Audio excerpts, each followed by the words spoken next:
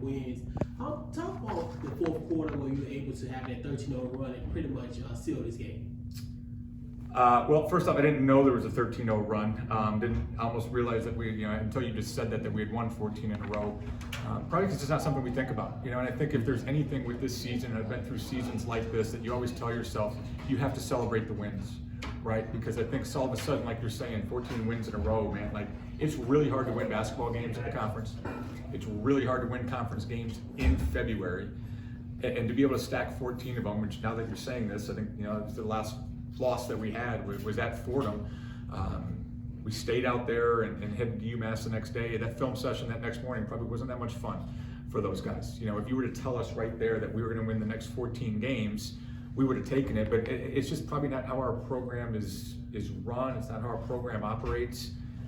Like I said, sometimes you feel bad that maybe you're not celebrating when you win 13 games in a row, as you just pointed out, because you're just constantly looking forward, right? Hey, didn't realize that we were on a 13-0 run because it's possession by possession by possession. At some point, I always tell our players, you're not allowed to look at the scoreboard. I'm not even looking at the scoreboard. We're managing a game maybe in the last 3 or 4 minutes, but it's possession by possession, and you stack enough of those together, and you see the result today and over the last few weeks as well.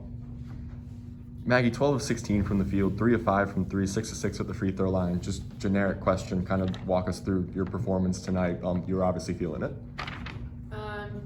Yeah, I mean, it's VCU versus Richmond. I mean, it's a crosstown rivalry. Everybody knows what's at stake here, and I mean, obviously, you don't plan on going whatever stat you just said, but you just try and go out and win every possession, and I think that's what we tried to do today. And did we win every possession? No, but did we take advantage of what they were giving us? Yes, and I think that we stopped them more in the second half, but we try to take away their tendencies on their offense, our defense. But yeah, I just try and go out and win games. I'm not trying to put up crazy numbers. So y'all kind of on a streak where you kind of keep the gap close during the first half and then really close it out in the second half. What do you think has been kind of locking you up in the first half of these last few games? Well, I'll jokingly say like these guys are good basketball teams that we're going against too. And I've said this before. I've said this year. If you're the only teams you're usually blowing out late in the season are teams that have packed it in and mailed it in, and that's not going to be here today, right? That's not going to be any of the teams that we've really seen. And so some of that is teams getting up for us, and playing well early, and all of a sudden they kind of get some momentum there. I just think today it was 2 good teams, right? And I think the worst thing or the dumbest thing we could have done is look back at the last game and said, hey, it's supposed to go like this.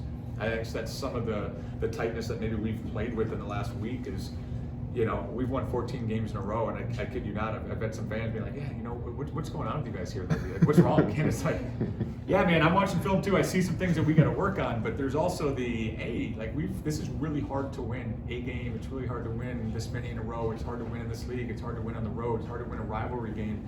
Like, if you told me that we were going to win by 13 points, I would be like, we probably played pretty well. I don't think that if you told me it was even a tight game at the half, yeah, man, I love those games when we were up big, but that's just not how February basketball usually works. And I think we have enough respect for our opponents that we're not beating ourselves up because we're only, winning by 13 or whatever it may be.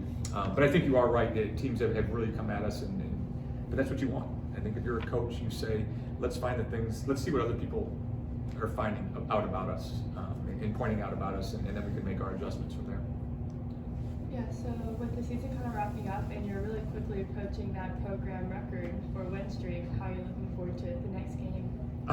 Just looking forward to that next game. I think this is something I don't know what our program record is for a winning streak. I think for me, a lot of things happened for us today, right? Like we told ourselves, we wanted to wear white in the conference tournament. We wanted to win the regular season title. So I think today we wrapped up the number 1 seed. I think that's a huge accomplishment. I think there's people who are like, hey, are you supposed to celebrate today or not? Yeah, we're going to celebrate this because this is really hard. It's a huge accomplishment.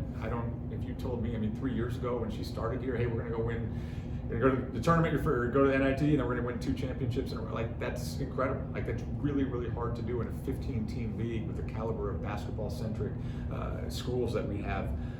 So I think we have to celebrate, but I know that this group is mature enough that it's not like we're packing it in after this. We are going to celebrate this today. There's probably some ice cream in our future, and there's probably more tales that we're going to talk about.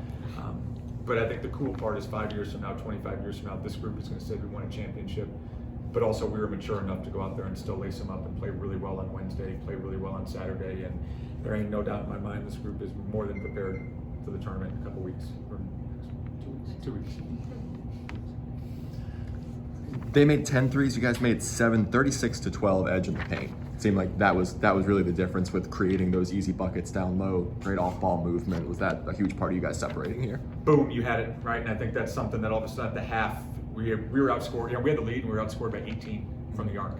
Like those of you guys that know Richmond basketball know that, hey, it's supposed to be us 8 for 18 at the half from 3. I think we were 2 of 6. We had 6 threes. I think we'd even taken. So this has been done to us before in the non-conference. That's why we played the non-conference schedule that we did, and we knew that we could win without making threes, even attempting threes.